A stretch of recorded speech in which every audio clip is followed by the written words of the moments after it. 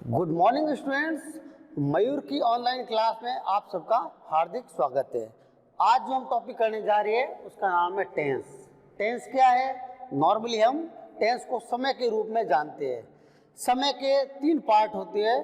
पहला होता है प्रेजेंट टेंस, दूसरा होता है पास्ट टेंस एंड तीसरा होता है फ्यूचर टेंस। एक बार लिख लेते हैं। पहला होता है प्रेजेंट टेंस, दूसरा अपना होता है पास्ट टेंस एंड तीसरा अपना टेंस होता है फ्यूचर टेंस। प्रेजेंट टेंस यानी वर्तमान काल, पास्ट टेंस यानी भूतकाल एंड फ्यूचर टेंस यानी भविष्य काल। तो टेंस क्या है? एक सामान्य एक उदाहरण के जरिए हम समझते हैं। जैसे एक हिंदी में वाक्य है, मैं तुम्हें पढ़ा रहा हूँ। डियर स्टूडेंट्स, आपके सामने एक वाक्य दिया हुआ है, मैं तुम्हें पढ़ा रहा हूँ। तो इस वाक्य के जरिए हम टेंस को समझने का प्रयास करेंगे कि टेंस आखिर क्या चीज होती है। टेंस सदैव मतलब टेंस का जब भी हम बात करेंगे तो हमें 2 चीजों का ज्ञान होना आवश्यक है, या ऐसे कह सकते हैं ऐसा वाक्य जिनसे समय और कार्य के बारे में जानकारी हो, ऐसे शब्दों को या ऐसे वाक्य को टेंस कहते हैं। जैसे आपके सामने एक वाक्य दिया, मैं तुम्हें पढ़ा रहा हूँ। इस वाक्य में हमें 2 चीजें पता चल रही है। 2 कौन कौन सी है? एक तो कार्य और दूसरा है समय। टेंस के बारे में सदैव समय और जो कार्य है उसकी जानकारी मिलती है। आपके सामने वाक्य है, इससे हमें यह पता चल रहा है मैं तुम्हें पढ़ा रहा हूं, मतलब जो कार्य हो रहा है, कार्य कौन सा हो रहा है? पढ़ाने का कार्य हो रहा है। और दूसरा समय। समय कैसे पता चलेगा? मैं तुम्हें पढ़ा रहा हूं, मतलब मैं आपको जो पढ़ा रहा हूं वो कार्य अभी भी चल रहा है। शॉर्ट में हम कह सकते हैं ये वाक्य कौन सी टेंस का है? प्रेजेंट टेंस का है। ठीक है। यही अगर वाक्य होता, मैं तुम्हें पढ़ा रहा था, तो देखिए स्टूडेंट्स, इस वाक्य में और इस वाक्य में क्या फर्क है? इस वाक्य में और इस वाक्य में दोनों में कार्य सेम है। इस वाक्य में भी पढ़ाने का कार्य हो रहा है और इस वाक्य में भी पढ़ाने का कार्य हो रहा है, लेकिन फर्क ये है इस वाक्य में मैं तुम्हें पढ़ा रहा हूँ, जो कार्य पढ़ाने का है वो वर्तमान में भी चल रहा है। और दूसरा वाक्य मैं तुम्हें पढ़ा रहा था, जो पढ़ाने का कार्य है वो मेरे द्वारा वर्तमान में नहीं हो रहा है, भूतकाल में मतलब पास्ट टेंस में हो रहा था। अतः हम इस निष्कर्ष पे पहुंचते हैं कि समय और कार्य दोनों की जानकारी हमें टेंस में होती है। आगे बढ़ते हैं इसके बारे में।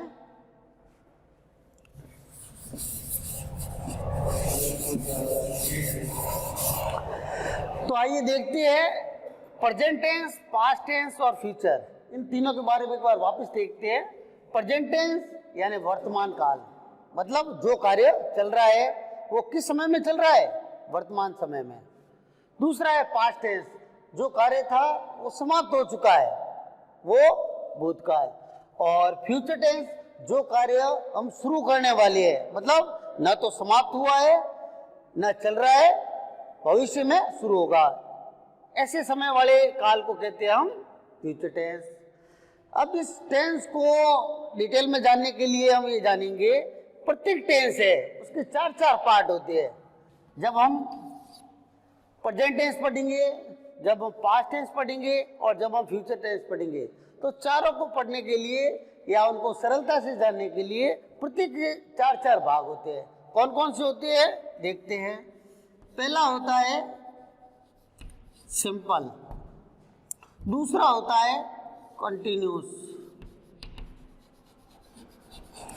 तीसरा होता है अपने परफेक्ट और चौथा होता है अपने परफेक्ट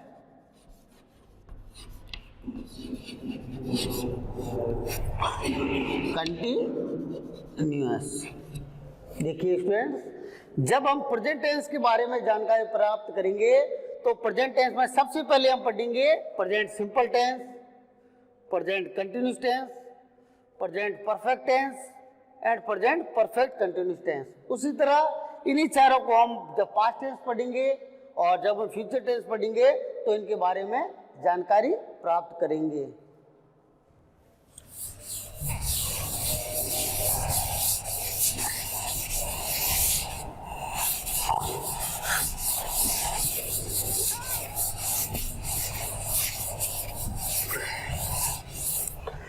आइए शुरू करते हैं आज हम पहला टेंस प्रेजेंट सिंपल टेंस।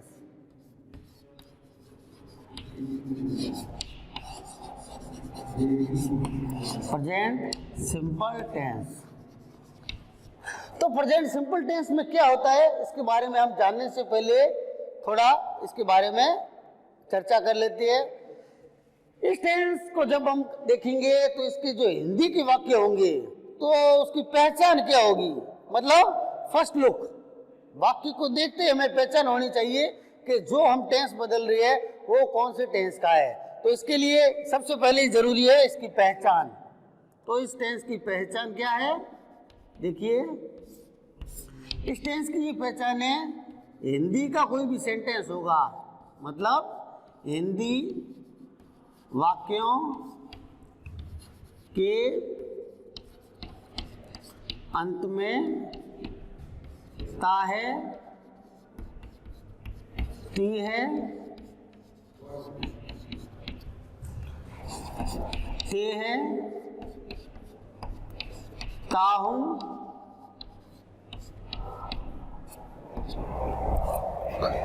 या ती हूं,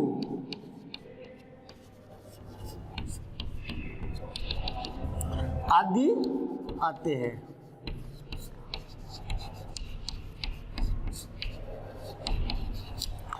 तो इसकी पहचान हो गई कि हिंदी वाक्य जो भी होगा उसके अंत में ता है, ती है, ते है, ता हूं या ती हूं आदि आते हैं। जैसे इसकी एग्जांपल देखते हैं, हम स्कूल में स्टडी करते हैं, अंत में क्या आ रहा है, ते है। बच्चे जयपुर जाते हैं, अंत में क्या आ रहा है, ते है। मैं कक्षा में प्रश्न पूछता हूं, अंत में क्या आ रहा है, ता हूं। वह कपड़े धोती है, अंत में क्या आ रहा है, ती है। आगे हम देखेंगे हेल्पिंग वर्ब, जो कि टेंस का एक सबसे इंपॉर्टेंट हिस्सा है।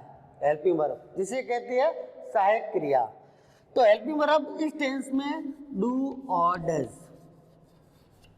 प्रेजेंट सिंपल टेंस में हेल्पिंग वर्ब के रूप में डू और डज का प्रयोग किया जाता है। लेकिन ध्यान देने योग्य ये बात है कि यह साधारण वाक्य में छिपी हुई रहती है, जिसे हम अफर्मेटिव कहते हैं, उसमें ये जो हेल्पिंग वर्ब है ये छिपी रहती है। कह सकते हैं हम इसका प्रयोग नेगेटिव और इंट्रोगेटिव में होता है। समझ आया? अब हम ये जानेंगे कि डू और जो डज दो हेल्पिंग वर्ब है इनका प्रयोग कहाँ होता है। तो सिंगुलर पर्सन हो जैसे ही, सी, इट या और भी किसी का नाम हो तो ऐसे स्थान पर सदैव डज हेल्पिंग वर्ब का प्रयोग होता है। अब है डू, तो डू का प्रयोग सदैव आई, वी और प्लूरल पर्सन हो ऐसे स्थान पर सदैव डू हेल्पिंग वर्ब का प्रयोग किया जाता है। अब आते हैं मेन वर्ब पे। तो स्टूडेंट्स, प्रेजेंट सिंपल टेंस में मेन वर्ब की फर्स्ट फॉर्म का प्रयोग किया जाता है। इसका भी एक रूल्स है, अगर कार्य करने वाला कर्ता सिंगुलर पर्सन हो तो मेन वर्ब की फर्स्ट फॉर्म के साथ एस या ईएस लगता है। वापस देखिए, कार्य करने वाला कर्ता मतलब सब्जेक्ट अगर सिंगुलर पर्सन हो तो मेन वर्ब की फर्स्ट फॉर्म के साथ एस या ईएस लगेगा। ये हो गया अपना पहला रूल्स। दूसरा अपना रूल्स है मेन वर्ब का, यदि कार्य करने वाला कर्ता अगर बहुवचन हो तो हेल्पिंग वर्ब के रूप में डू का प्रयोग होगा और मेन वर्ब की सिर्फ फर्स्ट फॉर्म का प्रयोग होगा। मेन वर्ब की फर्स्ट फॉर्म का प्रयोग होगा, उसके साथ एस या ईएस नहीं जुड़ेगा। कैसे होते हैं एक हम उदाहरण देखते हैं। जैसे हिंदी में एक वाक्य है, बच्चे स्कूल जाते हैं।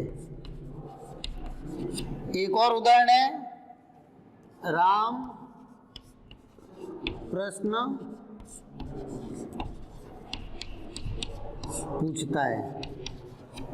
देखिए स्टूडेंट, अपने सामने दो उदाहरण है। एक उदाहरण है राम प्रश्न पूछता है और दूसरा उदाहरण है बच्चे स्कूल जाते हैं। दोनों में क्या भाव है?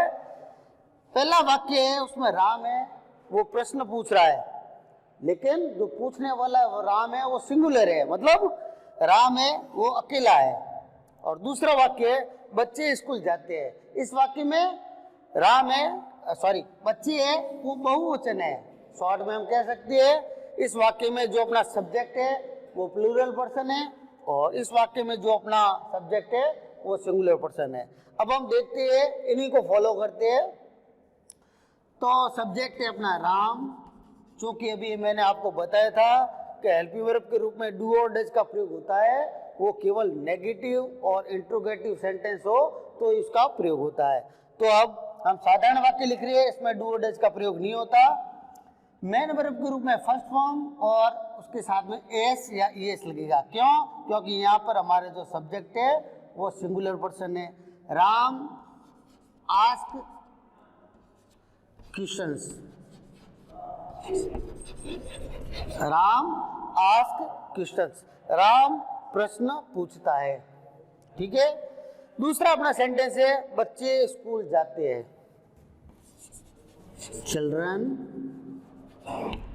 गो टू स्कूल। देखिए स्टूडेंट्स, इस वाक्य में हमने मेन वर्ब की फर्स्ट फॉर्म का प्रयोग किया है। क्यों? क्योंकि यहाँ पर जो दिया हुआ सब्जेक्ट है वो प्लूरल पर्सन है। तो इंग्लिश में रूल्स है इस टेंस का, यदि कार्य करने वाला कर्ता सिंगुलर पर्सन हो तो मेन वर्ब के साथ एस या ईएस लगता है। कर्ता अगर बहुवचन हो तो मेन वर्ब की फर्स्ट फॉर्म का ही प्रयोग किया जाता है। आगे बढ़ते हैं।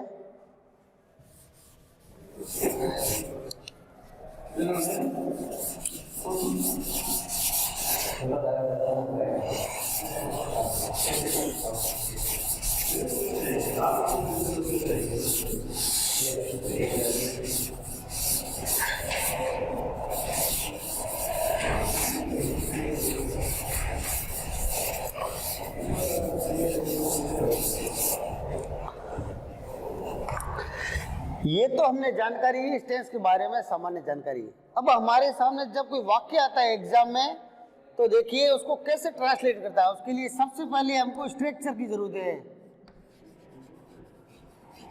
स्ट्रक्चर, इसका स्ट्रक्चर ये है, सबसे पहले लिखा जाएगा सब्जेक्ट, उसके बाद में लिखा जाएगा मेन वर्ब की फर्स्ट फॉर्म और सब्जेक्ट के अकॉर्डिंग एस या ईएस।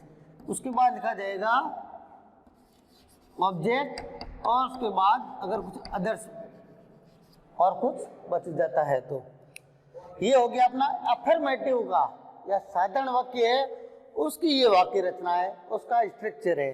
तो इसका हम एक और उदाहरण देखते हैं, जैसे राम मंदिर में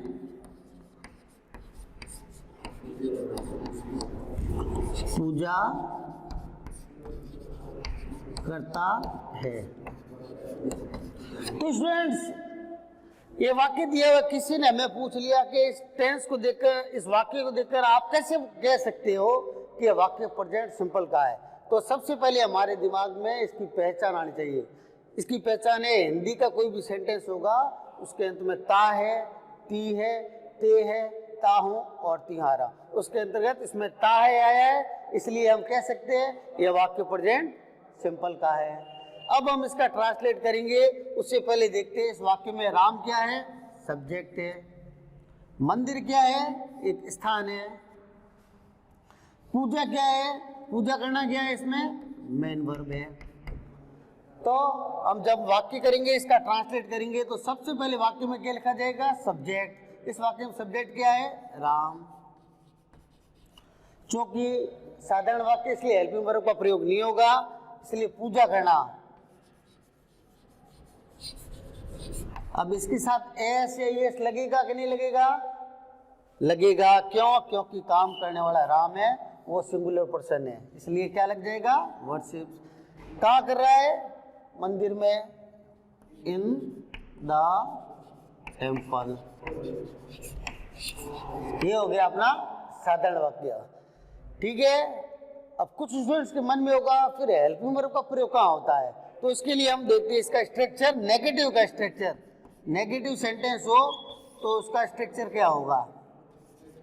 सबसे पहले लिखा जाएगा सब्जेक्ट, उसके बाद में लिखा जाएगा हेल्पिंग वर्ब, डू या डज, डू या does.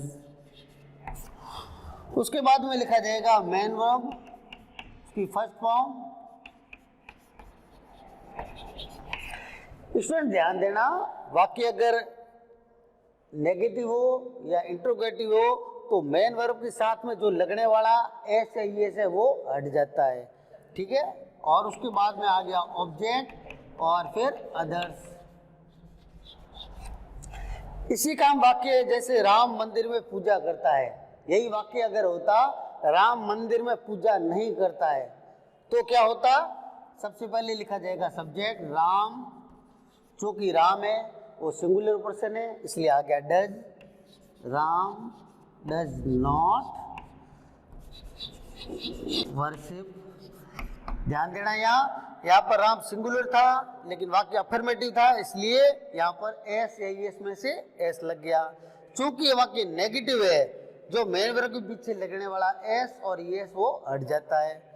Ram does not worship in the temple. यही वाक्य अपना इंट्रोगेटिव होता तो स्ट्रक्चर क्या होगा? सबसे पहले हम लिख देंगे हेल्पिंग वर्ब, डू हो या डज हो। उसके बाद में लिखा जाएगा सब्जेक्ट, उसके बाद आ जाएगी अपनी मेन वर्ब फर्स्ट फॉर्म, उसके साथ बाद में आ जाएगा ऑब्जेक्ट और फिर अदर्स। यही वाक्य है राम मंदिर में पूजा करता है, तो अगर इंट्रोगेटिव होता तो क्या हो जाता? क्या राम मंदिर में पूजा करता है? मतलब एक प्रश्न पूछा जा रहा है, इसलिए हेल्पिंग वर्ब के रूप में सबसे पहले आ जाएगा does Ram worship in the temple. चूंकि वाक्य इंट्रोगेटिव है इसलिए सदैव अंत में प्रश्नवाचक चिन्ह लगा जाएगा। तो ये वापिस एक बार देखते हैं। वाक्य अगर अपना अफर्मेटिव हो तो उसका स्ट्रक्चर होगा, सबसे पहले आएगा सब्जेक्ट, फिर मेन वर्ब की फर्स्ट फॉर्म और एस या एस का प्रयोग होगा अकॉर्डिंग टू सब्जेक्ट, उसके बाद में ऑब्जेक्ट और फिर अदर्स। वाक्य राम मंदिर में पूजा करता है, साधारण वाक्य हो जाएगा Ram worship in the temple, या एस आया है क्योंकि राम सिंगुलर पर्सन है। ठीक है। बाकी सब्जेक्ट यदि अपना नेगेटिव सेंटेंस है तो सब्जेक्ट, उसके बाद हेल्पिंग वर्ब डू या डज में से, उसके बाद मेन वर्ब, उसकी first form plus object plus others.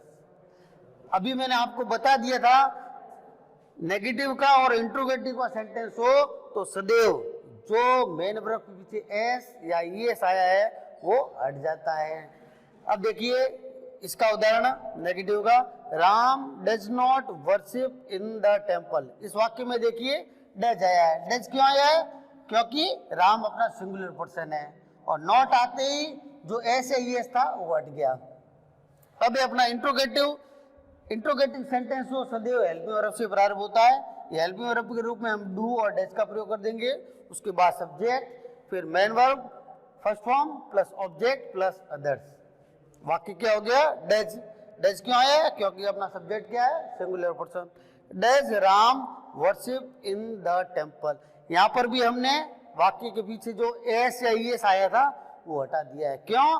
क्योंकि अपना वाक्य इंट्रोगेटिव है। एक दो इसके उदाहरण देखते हैं।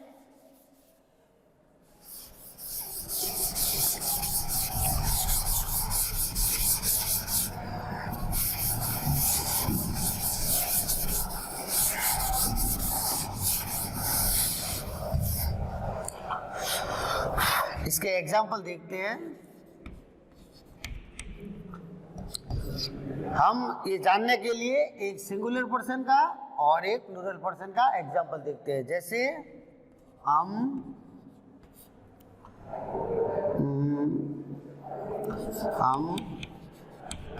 बाजार में खिलौने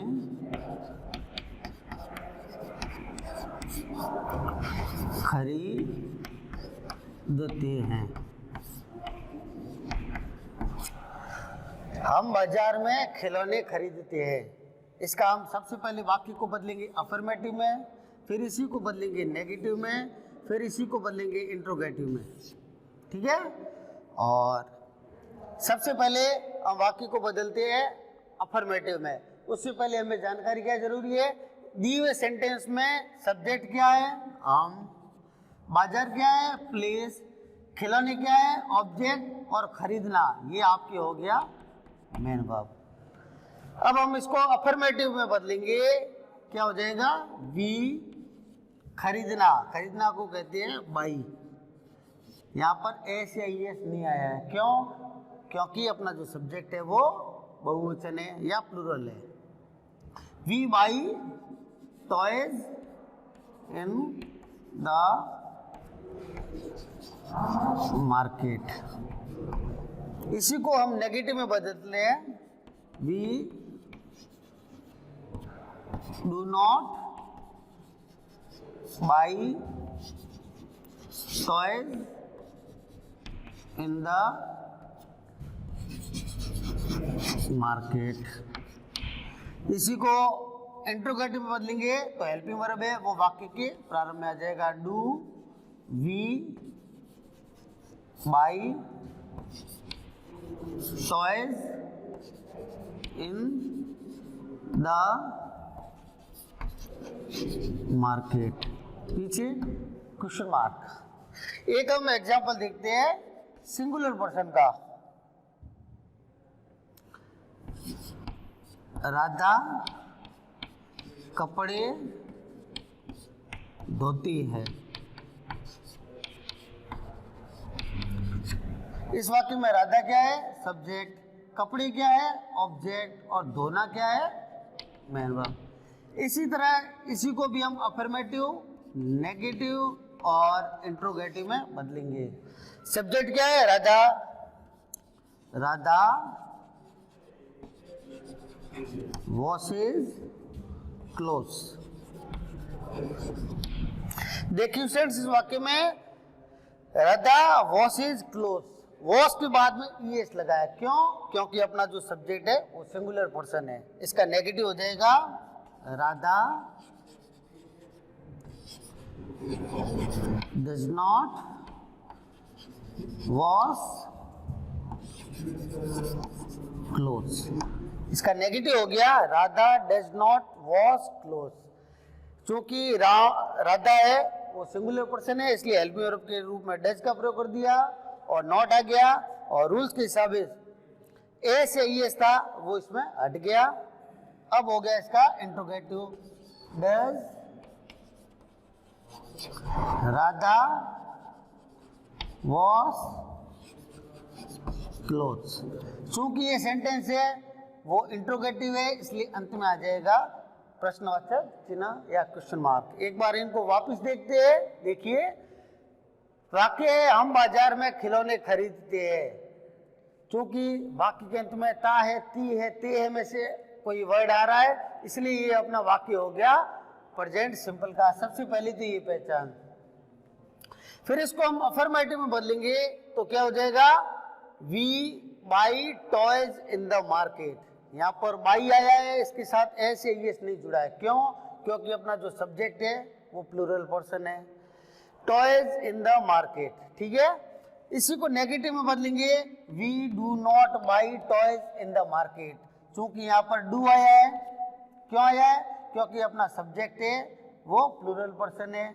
नॉट आया है और बाई, बाई के पीछे जो यहाँ पर बाई के पीछे एस या ईएस इसलिए नहीं लगा है क्योंकि अपना सब्जेक्ट है वो प्लूरल पर्सन है। बाकी सेम टू सेम।